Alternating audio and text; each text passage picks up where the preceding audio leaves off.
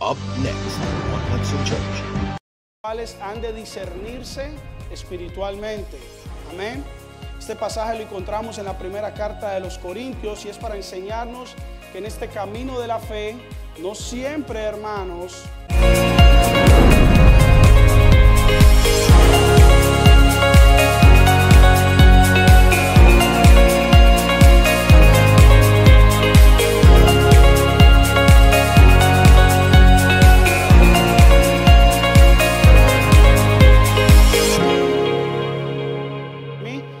vamos a entrar en materia, hermanos. Saludo especial para los de la aplicación con el título La convicción de lo que no se ve. Vamos a poner el título, por favor, Nicole, La convicción de lo que no se ve. Y la Biblia dice que el hombre natural no puede percibir las cosas espirituales. Lo voy a repetir, el hombre natural no puede percibir las cosas espirituales porque para él son locura y no las puede entender.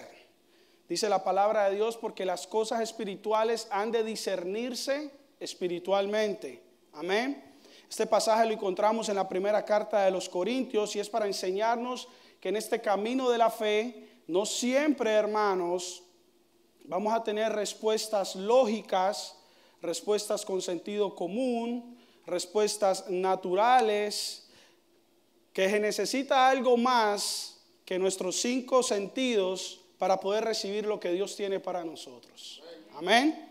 Sabemos que hay un mundo espiritual y las cosas espirituales, dice la Biblia, hay que discernirlas espiritualmente. La palabra de Dios dice que nuestro Dios es espíritu y que es necesario que le adoren en espíritu y en verdad. La palabra de Dios dice que Dios es espíritu y que donde está el espíritu de Dios, allí hay, diga libertad. La Biblia, hermanos, es un libro espiritual. No es suficiente leerlo con ojos naturales. Hay que leerlo con ojos espirituales para poder recibir lo que Dios tiene para su pueblo. Es necesario pedirle la ayuda al Espíritu Santo para recibir lo que está aquí escrito, que es la palabra de Dios. Hermanos, ¿ustedes creen que está la palabra de Dios? Hay gente que dice, ay, yo quiero escuchar a Dios. Bueno, lea la Biblia en voz alta. Ahí va a escuchar a Dios que le hable. Gloria a Dios. Amén. Para nosotros poder recibir lo que está escrito ahí, que es la palabra de Dios, necesitamos más que los ojos naturales. Por eso Dios en su inmensa generosidad, en su bondad, Él nos da el Espíritu Santo. Que el Espíritu Santo, uno de los trabajos que la Biblia nos menciona es de que Él es un guía, de que Él es ayudador, de que Él es consejero, que Él nos va a revelar, Él nos va a enseñar los secretos y los misterios de Dios. Y en 1 Corintios capítulo 2 versículo 14, en la traducción al lenguaje actual, escogí esta versión porque explica muy bien lo que estamos hablando en esta tarde. Dice, los que no tienen el Espíritu de Dios no aceptan las enseñanzas espirituales. Dicen en Colombia, más claro no canta un gallo. Pues las consideran una tontería. Cuando usted le habla a alguien natural de las cosas espirituales, ellos piensan que usted le está hablando tonterías. Gloria a Dios. Y tampoco pueden entenderlas porque no tienen ¿qué? Sigan conmigo la lectura, por favor. Porque no tienen el Espíritu de Dios. Versículo 15. En cambio, los que tienen el Espíritu de Dios, todo lo examinan y todo lo entienden. Pero los que no tienen el Espíritu no pueden examinar ni entender a quienes. Versículo 16. Como dice la Biblia, ¿quién sabe lo que piensa el Señor? ¿Quién puede darle consejos? Pero nosotros tenemos el Espíritu de Dios y por eso pensamos. En la Reina Valera dice que nosotros tenemos la mente de Cristo. Hermanos, y para poder seguir avanzando en esto, tengo que decirles que nosotros tenemos que luchar una batalla, tenemos que pelear una batalla con un factor muy importante que es lo que nos une en lo natural con el mundo espiritual y es la fe. Dígale a su hermano que está a su lado, hermano, es la fe. ¿Por qué? Porque la mayoría de las veces nosotros queremos, hermanos, como le decía anteriormente, que nos expliquen, que nosotros queremos que nos entiendan, nosotros queremos que tenga sentido y muchas veces ¿sabe qué es lo que hay que hacer en este camino? Creer, solo tener fe. ¿Cuántos dicen amén? Entonces, cuando vamos a la palabra de Dios buscando la definición de fe, ¿qué es la fe? Bueno, en el libro de los Hebreos dice que es pues la fe, la certeza de lo que se espera y la ¿qué? Como el título de esta tarde, la convicción de lo que no se ve. ¿Sabe qué es tener fe, hermanos? Estar convencido de algo que usted no puede ver. Usted está convencido de algo que usted no puede ver. Esa es tener fe. Entonces, como les dije, hay que tener una batalla, hermanos, con la fe, con la carne, con el hombre, con la humanidad, porque a nosotros muchas veces, o la mayoría de las veces, o todas las veces, a los seres humanos nos gusta primero ver para creer. Yo primero, cuando yo lo vea, entonces ahí sí yo lo voy a creer, ¿verdad? Pero en el orden de Dios no es así. En el orden de Dios usted primero cree y después recibe. Dice la Biblia en el libro de Marcos, lo leímos hoy, y estas señales seguirán. Es decir, si usted quiere ver señales, primero tiene que creer. Y yo sé que a muchos nos gustaría cambiar el orden, ¿no? Primero ver y después creer, pero no, primero se cree en el orden de Dios y ahí sí yo voy a ver las señales. Y muchas veces, hermanos, pensamos que lo que yo estoy hablando es para la gente de afuera, ¿no? Ay, no, para los fariseos, para los escribas, porque ellos le decían al Señor, Señor, muéstranos señal de que tú eres el Hijo de Dios, ¿verdad? Ellos querían que Jesús les mostrara señal y Jesús les decía, no, a la generación malvada y perversa no se les va a mostrar señal. Y a veces pensamos que es de afuera, hermano, y muchas veces la incredulidad y el no creer está dentro de la iglesia de Jesucristo. Y hay silencio en la casa del Señor. Y mira lo que dice Juan capítulo 20 versículo 25.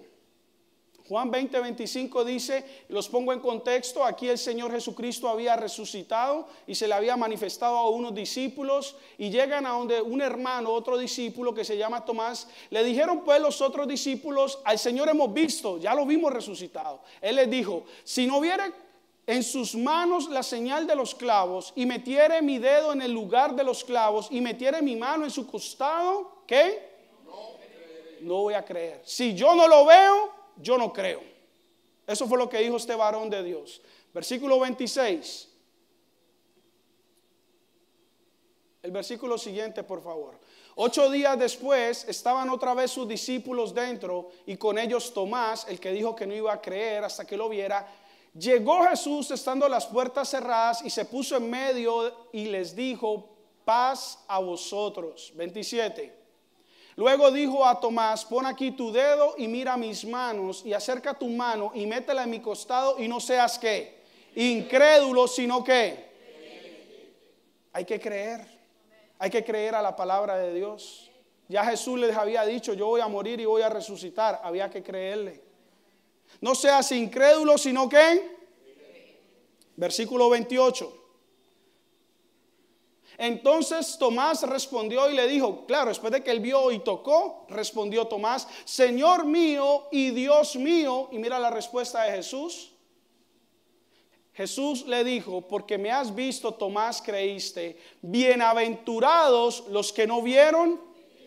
Bienaventurados, bendecidos, dichosos, y eso somos nosotros, porque nosotros no hemos visto y creemos. Tenemos la convicción de lo que no se ve. ¿Era Tomás cristiano? Tomás era cristiano. Él andaba con el Señor, era uno de los discípulos, había hecho milagros en el nombre de Jesús, pero decidió no creer. Él tomó la decisión de no creer porque él quería primero ver. Y esto es la convicción de lo que no se ve. Amén. Entonces, en este tema, hermano, hay muchas ramas que se desprenden. Yo podría irme por muchos caminos, pero el Señor me guió por el Espíritu Santo a que nos fuéramos por este camino. ¿Qué? ¿Cuál camino? ¿Cómo enfocarnos en nosotros mismos? ¿Cómo nosotros nos vemos? ¿Cómo nosotros nos vemos a nosotros mismos? ¿Cómo nos vemos nosotros como hijos de Dios? La palabra de Dios dice en el libro de los Efesios que nosotros hemos sido bendecidos con toda bendición espiritual en las regiones celestiales. Bendecidos con toda bendición espiritual. En el mundo espiritual nosotros somos bendecidos. Amén. Y esto nos tiene que invitar a reflexionar cómo nosotros nos estamos viendo a nosotros mismos. ¿Nos vemos como Dios nos ve? ¿Nos vemos como la palabra de Dios dice que nosotros somos? ¿O solamente nos estamos viendo con nuestros ojos naturales? O peor aún, nos estamos viendo como los demás nos ven. que ahí sí estamos en un problema. Hermano, y si nos miramos solo con nuestros ojos naturales, yo le voy a decir que vamos a encontrar cositas que no nos puedan gustar. Porque si nos vemos solo con ojos naturales, vamos a ver que la cuenta del banco no está como yo quisiera. Voy a encontrar algunas debilidades. Me voy a encontrar con algunos achaques. No sé si entienden la palabra achaques. Voy a encontrar con algunos faltantes. Y si nos ponemos muy superficiales y muy estéticos, nos vamos a encontrar que ya llegaron las arrugas, que se está cayendo el pelo, que no puedo cumplir la dieta. Gloria a Dios. Y peor aún, si yo me dejo llevar por lo que la gente piensa de mí, como la gente me ve, hermano, ahí sí la cosa está más complicada. Porque los seres humanos somos buenísimos viéndole los errores al otro. Nosotros somos expertos viéndole los errores al otro. Ahí somos implacables, ¿verdad? Gloria a Dios. Me estoy incluyendo, que somos buenos para eso. Si usted no es bueno para eso, gloria a Dios. Y entonces, hermano, a veces caemos en el error de estarle recordando el pasado a nuestros hermanos en la fe. Esa hermanita antes de venir al evangelio era tremenda. Le decían Doña Flor. Y no lo voy a explicar. Ese varón era un delincuente antes de que llegara a la iglesia. No era delincuente como los dominicanos, delincuentazo. Entonces viven hablando de lo que fue, pero no de lo que es en Cristo. O sea, vienen hablando del pasado, como la novela que se veía Charon, el pasado no perdona. Pero que el Señor reprenda al diablo porque es mentira, hermano. La Biblia dice que si yo confieso mi pecado y me aparto, alcanzo misericordia. La Biblia dice que si yo confieso mi pecado, Él es fiel y justo para perdonar mis pecados y para limpiar mis maldades. Dice la palabra de Dios, de modo que si alguno está en Cristo, nueva criatura es, y las cosas viejas ¿qué? Pasaron y todas son hechas nuevas. Y entonces vemos a ese varón que lleva 2 años o esa hermana que lleva 5 años, 10 años haciendo las cosas bien y todavía le están hablando de cuando ella estaba en el mundo. Gloria a Dios. Entonces, hermano, hay una frase que a mí me gusta mucho en este punto. Dice que cuando el diablo quiera recordarte tu pasado, usted recuérdele el futuro. Porque el futuro de nosotros es en el cielo, en la eternidad con el Padre Celestial. Pero el futuro del diablo es en el lago de fuego. Y eso ya está sentenciado, él va para allá. Gloria a Dios. Entonces hasta ahora hemos entendido la importancia de tener fe y también la importancia de ser dirigidos por el Espíritu Santo. ¿Para qué? Para poder tener la visión correcta de quiénes somos en Cristo Jesús.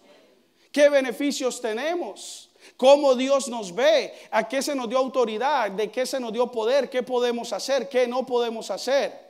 Eso lo podemos conocer a través del estudio de la palabra de Dios. Se lo dije, está la voz de Dios, este es Dios hablando. Aquí donde dice usted quién es en Cristo. A usted que tiene derecho, cuáles son sus beneficios. Aparte de que cuando estudiamos aquí conocemos el carácter de Dios, conocemos a nuestro Padre, conocemos a nuestro Dios y también crecemos en la fe, que es algo que necesitamos.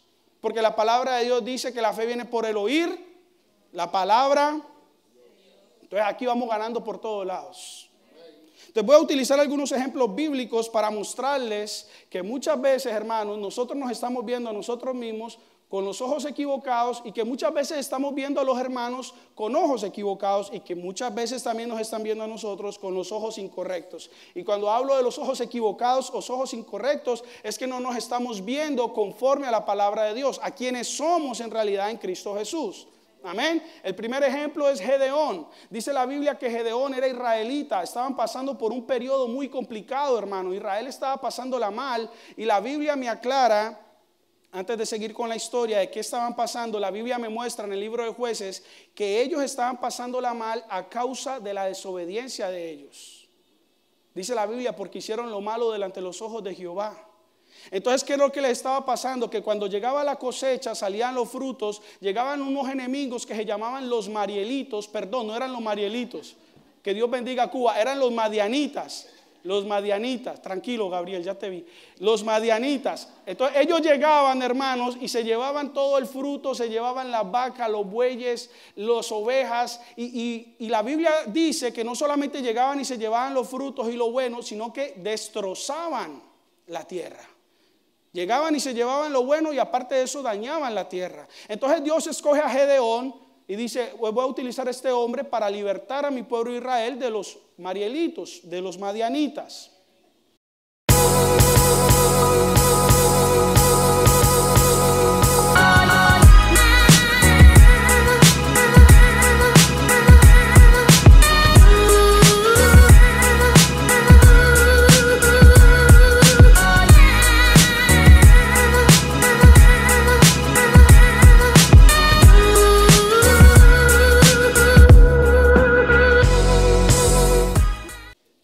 Entonces voy a libertarlos de los madianitas. Y escoge a Gedeón y mira la conversación que tiene el Señor en Jueces capítulo 6, versículo 12. Dice la Biblia que se le apareció el ángel de Jehová. Y yo sé que no es estudio bíblico, pero cuando el Antiguo Testamento, los teólogos, los estudiosos dicen que cuando en el Antiguo Testamento aparecía el ángel de Jehová, era el Señor Jesús.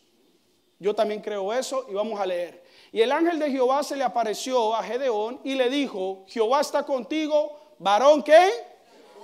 Esforzado. Mira cómo Dios está viendo a Gedeón. Varón esforzado y valiente. Versículo 13.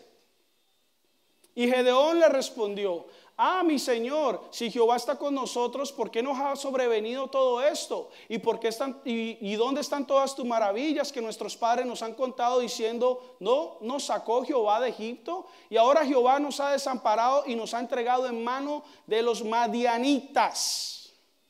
Y aquí vemos a Gedeón que le está haciendo un tipo de reclamo al Señor. Él está diciendo, ¿dónde estás? ¿Y por qué permites esto? Y esto me acordaba a mí mismo, que yo muchas veces iba y le reclamaba al Señor de la misma manera. Señor, ¿y dónde estás? ¿Y por qué me pasó esto? ¿Y por qué permites esto? Porque yo en medio de mi ignorancia no me daba cuenta que la mayoría de los problemas que yo he tenido han sido por propias malas decisiones mías. Pero yo les expliqué que Israel la estaba pasando mal por culpa de la desobediencia de ellos, porque hicieron lo malo delante de los ojos de Dios. Y a veces nosotros venimos ignorantemente a decir, yo sé que ustedes no lo han hecho, por eso dije que yo, Señor, ¿dónde estás? ¿Y por qué a mí? Gloria a Dios. Mira lo que dice el versículo 14, él primero viene con esa lista reclamándole al Señor. Y mirándole Jehová le dijo, ve con esta tu fuerza y salvarás a Israel de la mano de los madianitas. ¿No te envío yo? Ahí el Señor le está dando el poder, vaya porque usted va en mi nombre. Mira la respuesta de Gedeón. Versículo 15, por favor.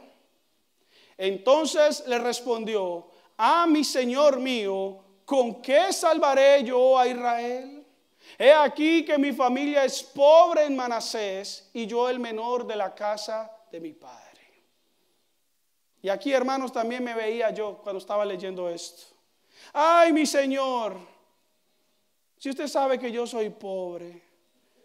Ay, mi Señor, ¿y de dónde flores si no hay jardín? Ay, mi Señor, pero usted sabe que yo soy muy adulto, ya estoy viejo. Ay, mi Señor, yo estoy muy joven. Ay, mi Señor, cuando yo tenga familia. Ay, mi Señor, yo no tengo papeles. Ay, mi Señor, yo no me sé el idioma. ¿Por qué? Porque así nos estamos viendo con los ojos naturales. ¿Qué es lo que está? ¿Cómo se ve Gedeón? Pobre y el menor. Y como lo dijo el Señor en el primer versículo, esforzado y valiente. Entonces nos vamos a ver como nosotros nos vemos o como Dios nos ve. Démosle un aplauso a Jesús. Y mira la respuesta del versículo 16.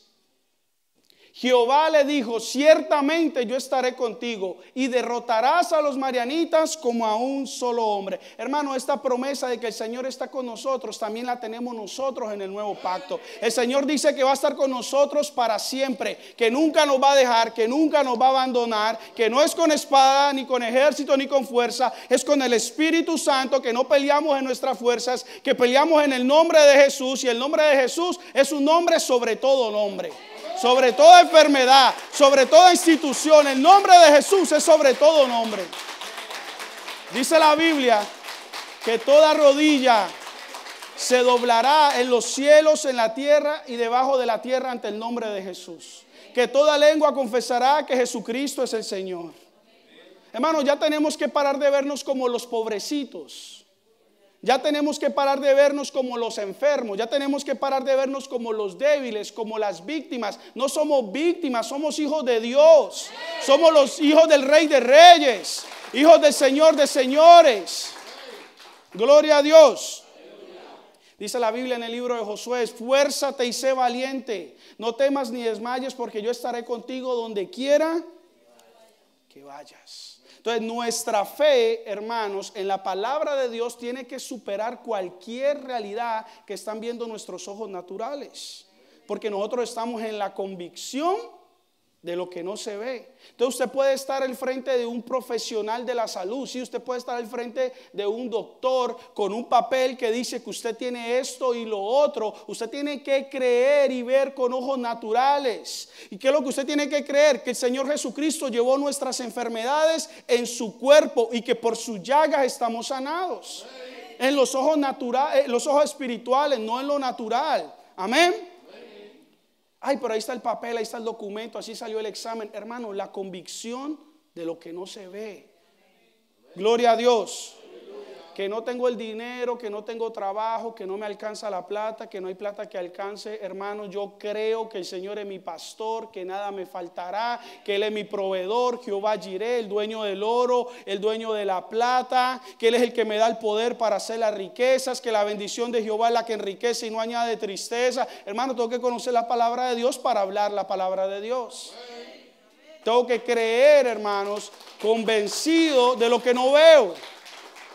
Tengo que convencerme de lo que no estoy viendo. Que mis hijos no quieren venir a la iglesia, que mi pareja no quiere venir a la iglesia, que no quieren acercarse a Dios, que mira que mi hijo está acabando, que mira, yo creo en el Señor Jesucristo y será salva toda mi casa. Mi casa y yo serviremos a Jehová en el nombre. Creo las promesas de Dios, declaro las promesas de Dios en mi vida. Y aunque mis ojos naturales están viendo otra cosa, mi fe en Jesús y en su palabra supera cualquier realidad en el nombre de Jesús. Hogares restaurados en el nombre de Jesús. Cuerpos saludables en el nombre de Jesús. Economías prósperas en el nombre de Jesús. No le ponga límites a Dios. Lo que es imposible para el hombre es posible para Dios. Yo no sé si usted puede darle un aplauso al Señor.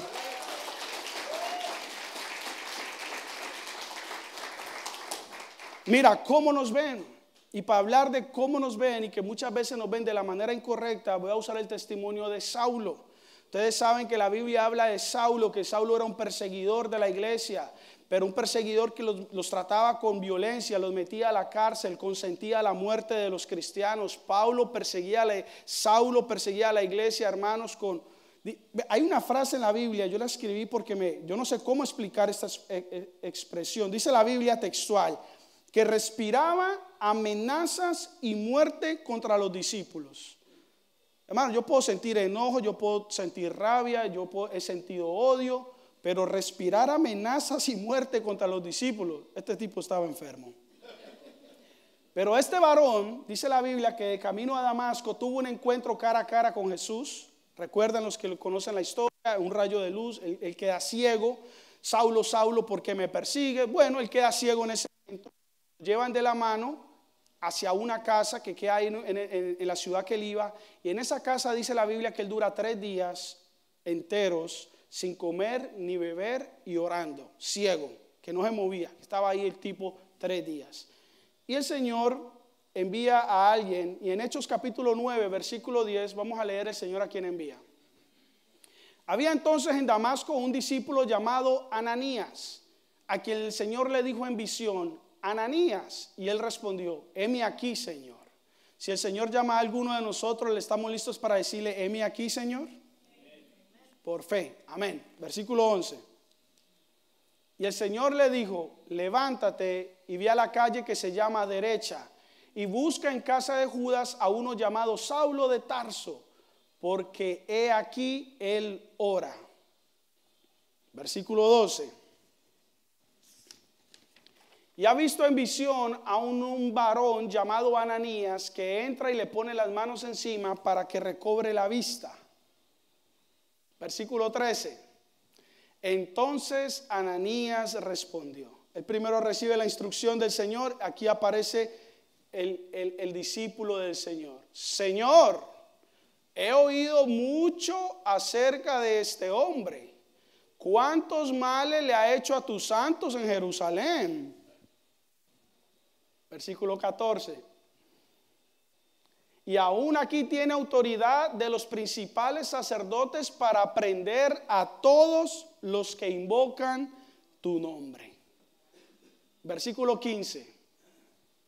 Y el Señor le dijo, ve, porque instrumento escogido me es este, para llevar mi nombre en presencia de los gentiles, de reyes y de los hijos de Israel. Entonces, cuando el Señor llama a Ananías para que vaya y ore por Saulo y le recobre la vista, Ananías, ¿qué es lo primero que él ve en sus ojos naturales? Este tipo es un delincuente, este tipo es un criminal, este tipo mató a mis hermanos en Jerusalén, este tipo es un peligro latente. Señor, dejémoslo que dure un mesecito más sin comer, si queda vivo yo voy. Pero ¿qué es lo que estaba viendo el Señor? El Señor estaba viendo un instrumento en el reino de Dios. Entonces, ¿cómo los vemos los unos a los otros? ¿Con nuestros ojos naturales o con los ojos de Dios?